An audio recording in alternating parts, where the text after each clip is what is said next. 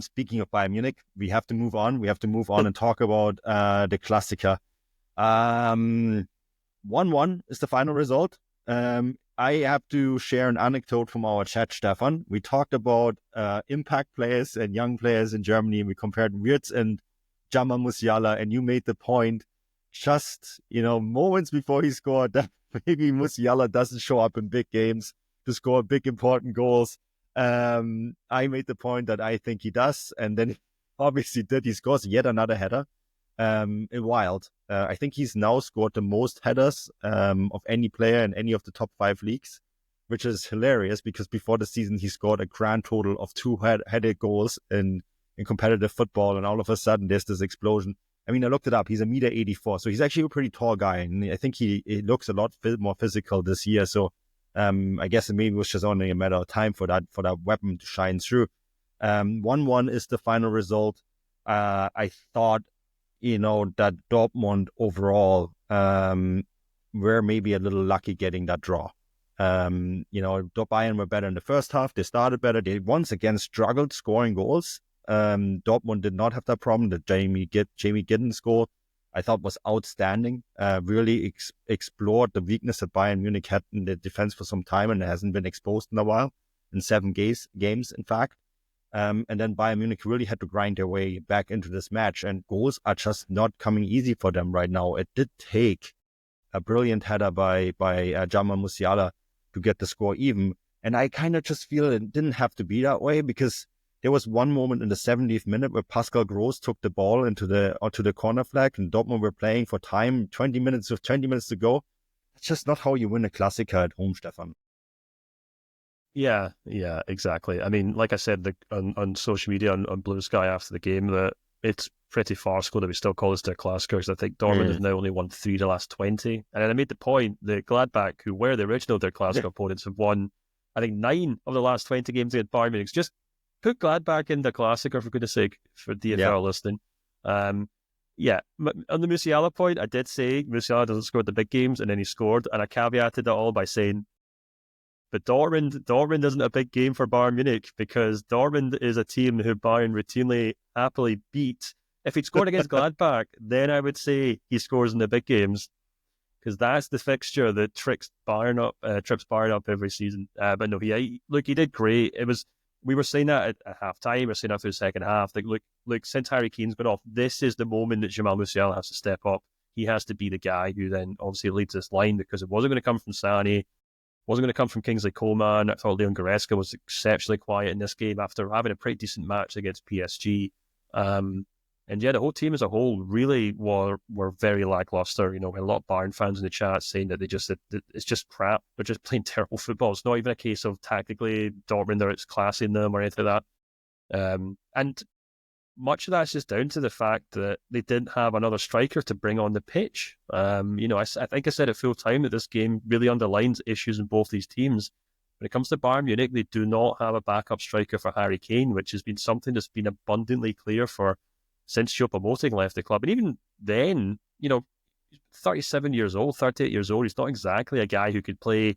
If Kane was out for 5 or 6 weeks, you wouldn't really be expecting Choupo-Moting to be playing twice a week. And as a result, Bayern were forced to bring on Thomas Müller, which, didn't really work out tremendously well. Mathys Tel was obviously already on the pitch, but whatever's happening to him seems to be getting worse by the week. If there was an exciting young player there, Bayern are doing their best to squander it, which is a real shame. You kind of hope that he does find a loan deal and can kind of really develop into the player that he's supposed to be at some point. So Bayern have all those issues, on top of the fact that, as we've been kind of saying throughout the season, that they do tend to look quite ordinary when they come up against decent teams, as we've seen in the Champions League. I wasn't particularly blown away by them against PSG. I know they won. I know it's important that they won, but they won from a Kim rebound from a corner against a pretty gutless PSG side, to be honest, who got sent off halfway through the game. So there's that side of it. There's a Bayern side where there's structural issues, where they need a striker, and they're still working up towards kind of dominating these big games as they do the smaller clubs from week to week. But having said that, I think they did really well in the second half to dominate the game. They really did step up a gear. I think they're also maybe a little unlucky. I thought they actually started the match really well, and then there was obviously the injury to Valdemar Anton, and then Harry Kane obviously went off, and I think that completely took the sting out of the match, because Anton was down for like 5 minutes. It took them like 5 minutes to get Nicolas Sula on, and instead of continuing the game, quite charitably, Bayern just stopped it, and everyone just kind of stood around for 5 minutes, drinking some water, talking to head coaches at the sideline or something. Then they restarted the match. And at that point, it kind of allowed Dortmund to just kind of weather the storm and settle into their style of football. Then they obviously counter-attack through an amazing goal from Jimmy Gittins. And then it's kind of game on, and it's up to Bayern to kind of break them down. And then, of course, when you kind of turn it round to Dortmund, I thought what was really interesting in that second half was that I do wonder if Nuri Sahin had his impulses that he wanted to act on.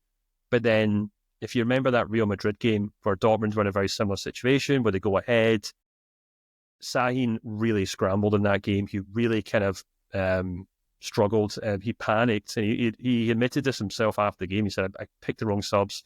We went way too defensive. I think in that game he took off a winger for an extra defender, if I'm not mistaken, or something like that. Yeah. And Real Madrid just completely dominated the second half and went on to win it comfortably. He didn't quite do that in this game, but there definitely was... we always talk about mentality when Dortmund are playing Bayern, and it's something that we talk about a lot, in the sense that Dortmund have this mental block when they play Bayern in these games that really matter.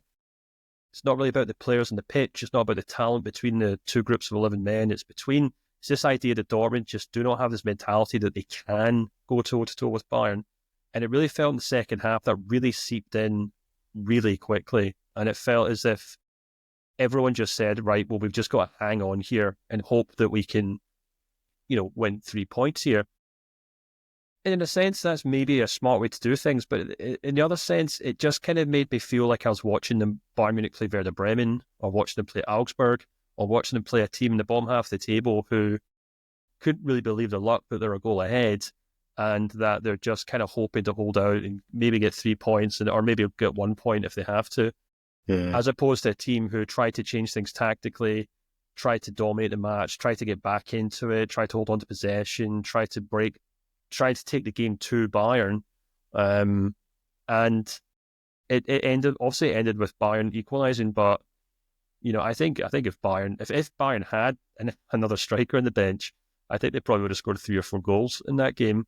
And obviously if Harry Kane were on the pitch, they probably have done something similar. So there's that aspect of it too. So I think both clubs can take something away from the game where they get a point. I think a point's probably a fair result in the grand scheme of things, but I think in a weird way it's a game that also kind of underlined issues that both teams have, which might be a classic Stefan take on this game, where I've just kind of taken a very pessimistic approach to both clubs. There is that what could have been moment, right, when Sabitzer breaks into the box and Manuel Neuer makes an outlandish save, which originally looked like, he's like, it's right on him, and then you see it, and he goes down into the butterfly and takes out that right leg and stops it, and that's in the 62nd minute. And I think if Sabitzer makes it 2-0 there, it's probably game, set, and match. Just because Bayern Munich have struggled scoring in bunches, and there's no Harry Kane on the field, right, anymore at this stage, and that doesn't happen. Instead, Musiala pops up and makes it 1-1. I did spend quite a lot of time thinking about this match afterwards, and I think that there is quite a lot of positives to take away. I mean, the negatives of Bayern Munich is Harry Kane is out, right, and he's now going to be out in the German Cup match against Leverkusen. That can be seen as a positive or negative, considering how Bayern Munich have played with him. But in the bottom line is he's out. I do think too that, and I made this point in Blue Sky, and people said, well, you're just trolling Bayern Munich fans. I'm like, I'm not. Like, they're 2 points off the pace of where they were last year. And, they were actually had a better start to last season than this season. Mind you, though, there was a team ahead of them with 35 points. So it didn't really matter. But, the bottom line still is that this Bayern Munich team, result-wise, has not improved that significantly. And there will be people shouting at me and pointing out how great the atmosphere is, and the company fixed the defense, and all that sort of stuff. And that's fair. Those points have validity. But I also saw Bino Gittins completely overrunning Konrad Bleimer on Konrad Bleimer playing right back in this match, and he had no chance. I think Gittins took 50, 60 meters out of him in that sprint with the ball on his foot. And the commentators were saying, "Well, this is a world-class player." He's not. Gittins is a good winger. When you play in the Champions League in the later stages, you will face one every single time like that. And I'm sorry, that is just not good enough defending.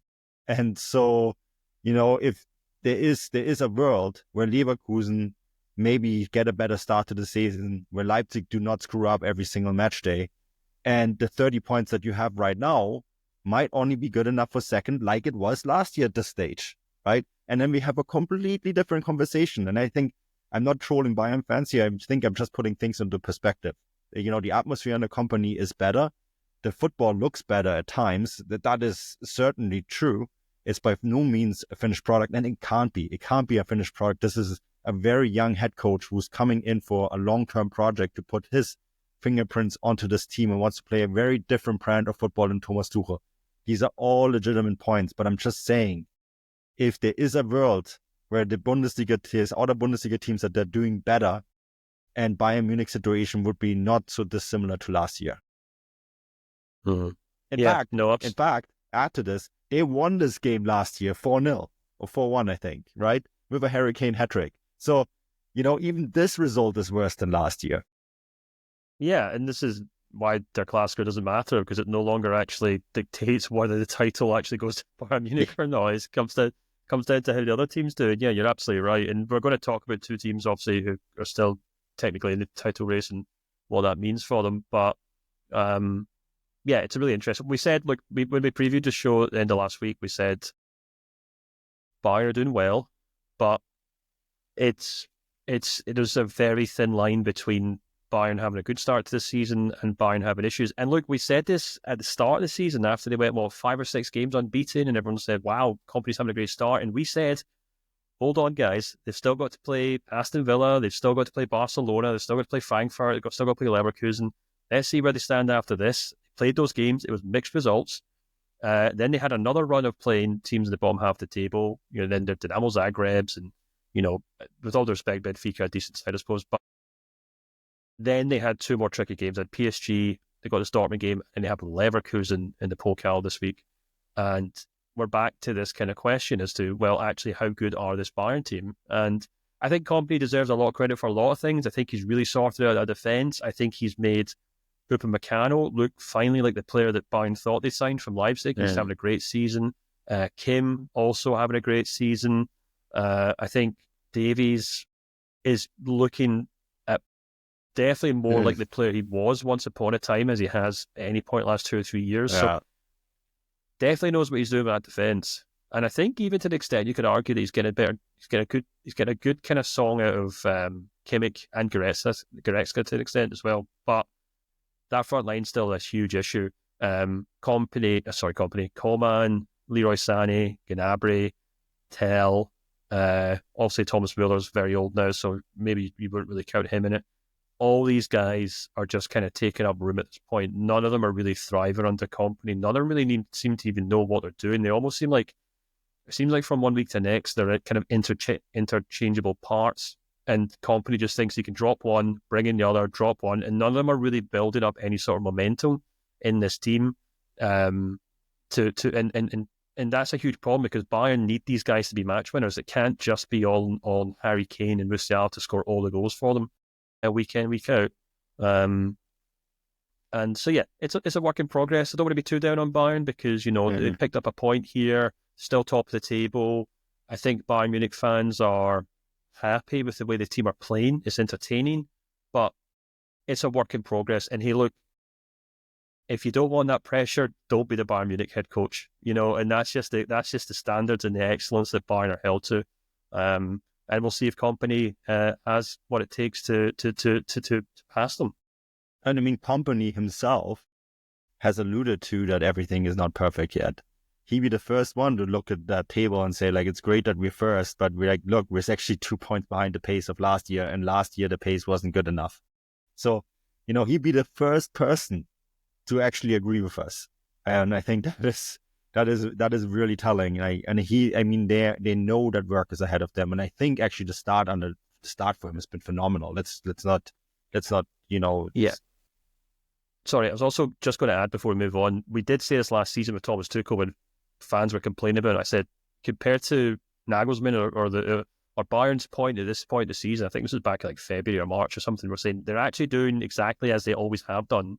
It's just a Leverkusen are a step above that. They've leapfrogged Bayern.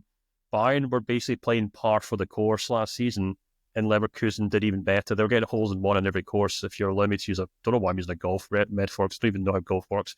But Leverkusen were getting holes in one on every hole.